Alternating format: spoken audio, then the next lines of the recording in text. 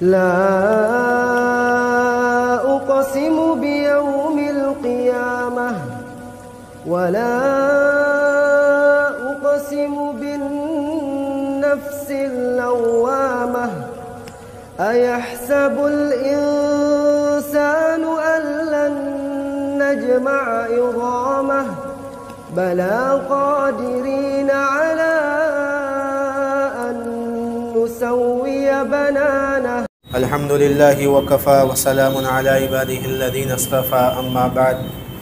أعوذ بالله من الشيطان الرجيم. بسم الله الرحمن الرحيم. شهر رمضان الذي أنزل فيه القرآن. صدق الله العظيم. عن أبي هريرة رضي الله تعالى عن النبي صلى الله عليه وسلم قال: من قام رمضان ایمانا واحتسابا غفر له ما تقدم من ذنبه. اللہ تبارک و تعالیٰ کا بہت بڑا احسان ہے، فضل ہے، کرم ہے کہ اللہ تبارک و تعالیٰ نے ہم تمام کو دوبارہ رمضان جیسی عظیم الشان نعمت سے نوازا ہے، جس کے متعلق ہم بارہا اس کے فضائل کو سنتے ہیں کہ اللہ تعالیٰ اس مہینے کے اندر اپنی برکات اور اپنی رحمت کے نزول کو عام کر دیتے ہیں،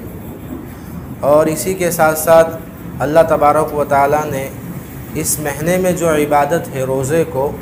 اپنے لیے خاص کیا ہے، اور اس کے ساتھ اللہ تبارک و تعالیٰ نے ایک بڑی نعمت جو ہمارے لیے ہدایت ہے قرآن کریم، اس کے متعلق قرآن کریم میں فرمایا کہ ہم نے قرآن کریم کو اس مہینے میں نازل کیا ہے.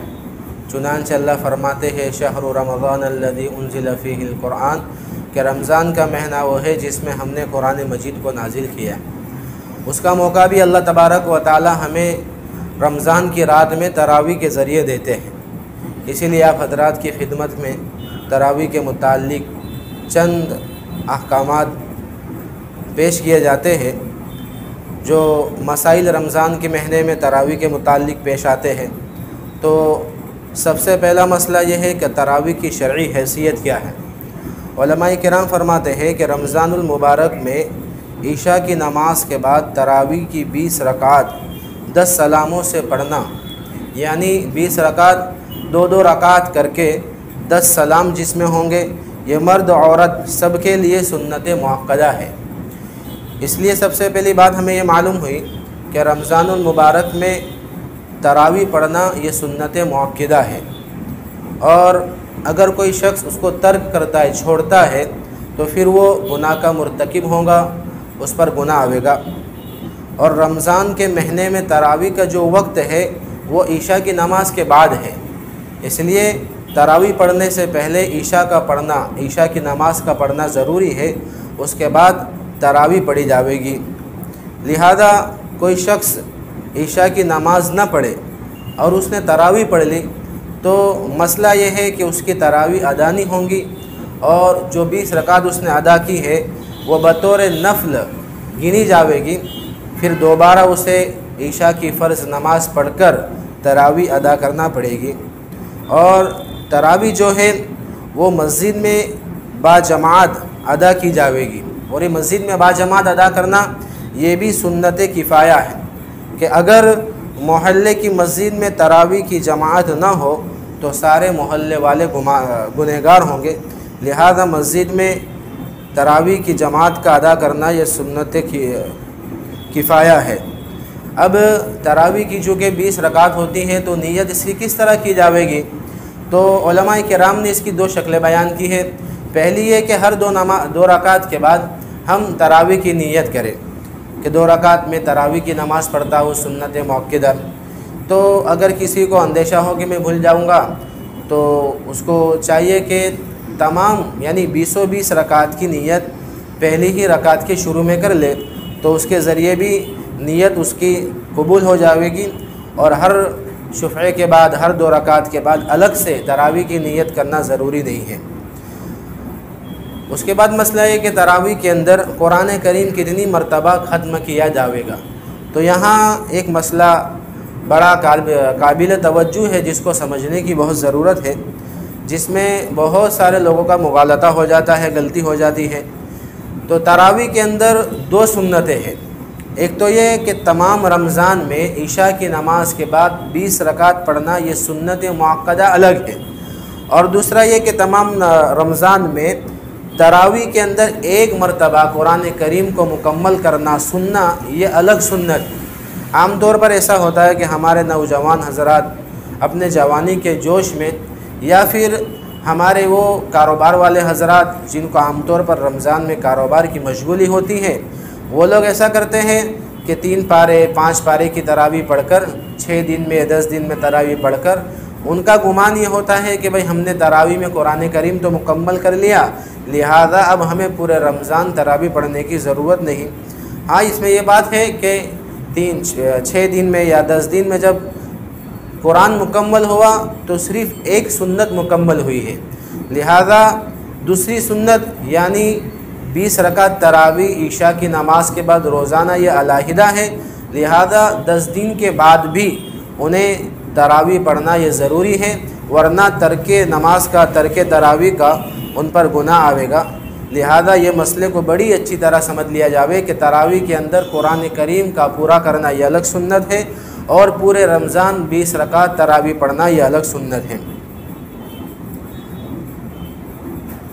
اب عورتوں کے متعلق کیا مسئلہ ہے؟ تو علماء کرام نے یہ لکھا ہے کہ عورت جو ہے وہ اپنے گھر میں 20 رکعت تراویح علیحدہ پڑھے، اس لیے کہ عورتوں کی جماعت یہ مکروہ ہے، لہذا عورتیں اپنی جماعت نہ بناویں بلکہ عورتیں علیحدہ پڑھے، اور یہی ان کے لیے افضل ہے۔ اب اگر کوئی مسئلہ ایسا ہے کہ بھئی کوئی مرد اپنے گھر میں عورتوں کو تراویح پڑھا رہا ہے، تو علماء کرام نے اس کی 3 شکلیں بیان کی ہے۔ عام طور پر ایسا بہت مشکل ہوتا ہے، لیکن چونکہ اب یہ مسائل کے قبیل سے ایک بات ہمارے سامنے ہے تو اس کو بھی ہم سمجھ لیں گے۔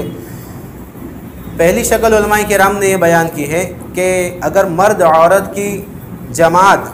تراویح کی پڑھا رہا ہے تو افضل طریقہ یہ ہے کہ مرد کے پیچھے کچھ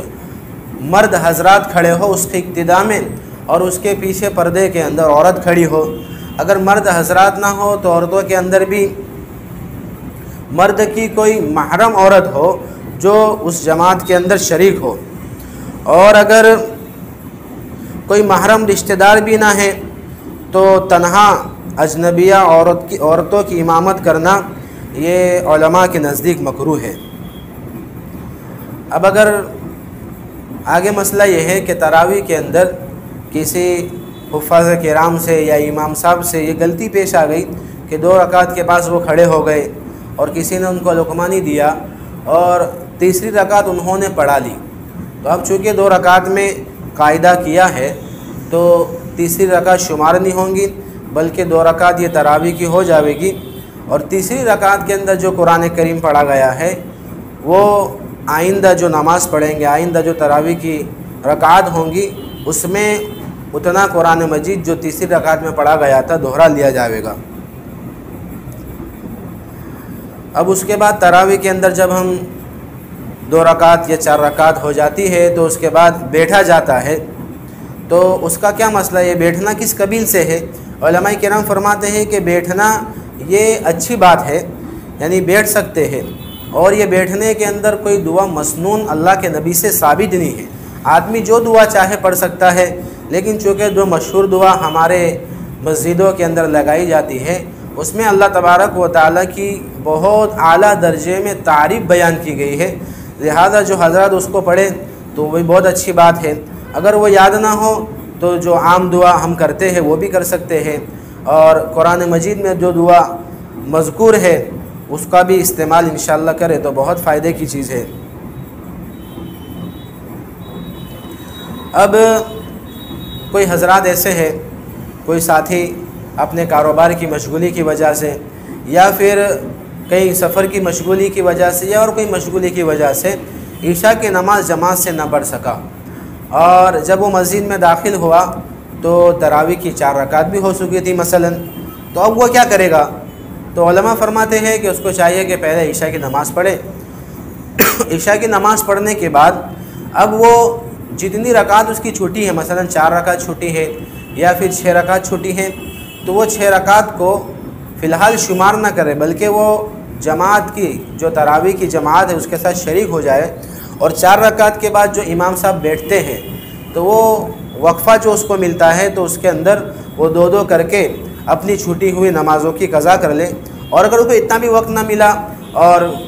20 رکعت نماز پڑھنے کے بعد امام صاحب وطر کے لیے بھی کھڑے ہو گئے تو اب اس کو چاہیے کہ وطر پڑھنے کے بعد 4، 6، 8 جتنی بھی اس کی تراویح کی رکعت چھوٹی ہے اس کی وطر کے بعد قضا کر لے۔ اور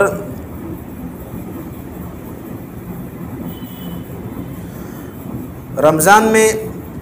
وطر یہ جو تراویح کی نماز ہم نے مکمل کر لی، اب عام طور پر ہمارے یہاں ہوتا ہے کہ رمضان میں وطر نماز کے بعد رمضان کے اندر ہماری تراویح کی نماز کے بعد وطر کی نماز جماعت کے ساتھ ہوتی ہے،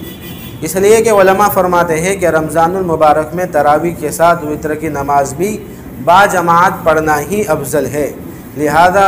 جو افضل چیز ہے اس پر عمل کرتے ہوئے وطر کی نماز بھی ہمارے وہاں جماعت ہی کے ساتھ پڑھی جاتی ہے۔ اب ایسا ہوا کہ کوئی آدمی بہت زیادہ مشغول تھا کاروبار کے اندر یا سفر میں تھا اور وہ نماز نہیں پڑھ سکا،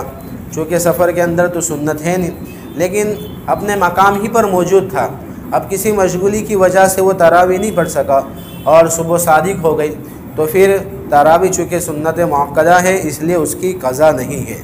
اب اس کی قضا نہیں آئے گی۔ اب جو حضرات ماشاءاللہ دین کا بہت ان کو شوق ہے، عبادت کا بھی شوق ہے اور ہونا بھی چاہیے، اب کوئی یوں سوچے کہ بھئی 20 رکعت میں نے ایک مسجد میں پڑھ لی ہے، اب دوبارہ مجھے 20 رکعت پڑھنی ہے یا مجھے تراویح پڑھنے کا شوق ہے، میرے اندر طاقت ہے، تو میں کیا کروں؟ تو علماء فرماتے ہیں کہ ایک جگہ تراویح پڑھنے کے بعد دوسری جگہ اگر کوئی حضرات کوئی شخص تراویح کی نماز میں شریک ہوتا ہے تو یہ تراویح بطور نفل کے ہوں گی اور اس کو پوری 20 رکعت نفل کا ثواب انشاءاللہ ملے گا۔ اب چونکہ تراویح کے اندر عام طور پر ایسا ہوتا ہے کہ اللہ کے فضل سے ہمارے یہاں یہ ماحول ہے کہ چھوٹے چھوٹے بچے بھی حفظ کر لیتے ہیں، حافظ بن جاتے ہیں، اور ان کو بھی شوق ہوتا ہے کہ بھئی ہم بھی تراویح کے اندر قرآن کو کلام اللہ کو سنیں۔ تو اب کوئی بچہ ایسا ہے جو بلوغت کے قریب ہے، یعنی بالغ تو ہوا نہیں ہے لیکن بالغ ہونے کے قریب ہے، تو اس کو کیا کرنا چاہیے؟ جب وہ صف میں ہمارے کھڑا ہے اور وہ امام صاحب کا قرآن کریم سن رہا ہے، تراویح پڑھانے والا کا قرآن کریم سن رہا ہے، اب کوئی بھول جاتی ہے تو بھول جانے کے بعد اگر وہ بچہ جو بالغ نہیں ہوا لیکن بالغ ہونے کے قریب ہے، 13-14 سال کا ہے، اگر وہ لقمہ دیں گا تو کیا نماز ٹوٹ جاوے گی؟ تو علماء فرماتے ہیں کہ اسی صورت میں نماز نہیں ٹوٹے گی، بلکہ اس بچے کا بھی لقمہ دینا درست ہے۔ اگر وہ لقمہ دیتا ہے اور امام صاحب اس کے لقمے پر عمل کرتے ہوئے اپنی غلطی کو سدھار لیتے ہیں تو پھر اس میں کوئی مسئلے کی بات نہیں ہے۔ اب وہ بچہ جو بہت چھوٹا ہے، یعنی 13-14 سال کا بچہ جو بلوغت کے قریب ہے، تو کیا اس کو پہلی صف میں امام کے پیچھے کھڑے کر سکتے ہیں؟ تو اگر کوئی سننے والا نہ ہو تو اس کی چونکہ ضرورت ہے، کوئی سننے والا نہیں ہے، تو اب ایسی ضرورت کے وقت ایسے بچے کو پہلی صف میں کھڑا کر سکتے ہیں۔ اب کوئی بستی میں ایسا ہے کہ بھئی نماز پڑھانے والے کوئی حافظ صاحب نہیں ہے اور کسی کا کوئی بچہ ہے جو حافظ بن چکا ہے لیکن ابھی وہ نابالغ ہے، تو کیا ایسے بچے کے پیچھے تراویح پڑھنا درست ہے؟ تو تراویح میں بھی نابالغ شخص کی امامت مفتہ بھی قول کے مطابق جائز نہیں ہے۔ اب کوئی حضرات ایسے ہے کوئی گاؤں میں کوئی شہر میں کہ کوئی حافظ قرآن نہیں ہے لیکن قرآن بہت اچھا پڑھتا ہے، اب کوئی یوں سوچے بھائی چلو قرآن ہی تو پڑھنا ہے، اب قرآن کو دیکھ کر ہم تراویح میں پڑھ لیں گے۔ کوئی ایسے حضرات کو ہم نے کھڑا کر دیا جو قرآن بہت اچھا پڑھتا ہے، اس کے ہاتھ میں قرآن کریم دے دیا، اس میں دیکھ کر پڑھ رہا ہے، تو علماء کرام فرماتے ہیں کہ قرآن کریم کو دیکھ کر امامت کروانا اور قرآن کریم کو نماز میں دیکھ کر پڑھنا جائز نہیں ہے، اس کی نماز یہ فاسد ہو جاوے گی۔ انشاءاللہ اس کے علاوہ بھی بہت سارے مسائل وقتاً فوقتاً آپ کی خدمت میں آئیں گے، اور جو سوال سامعین حضرات کے پاس موجود ہو یا ہمارے خیال میں آتا ہو تو وہ بھی ان سے درخواست ہے کہ کمنٹ باکس میں ڈال دے۔ اللہ تبارک و تعالی ان تمام باتوں پر ہمیں عمل کرنے کی توفیق عطا فرمائے۔ السلام علیکم ورحمۃ اللہ وبرکاتہ۔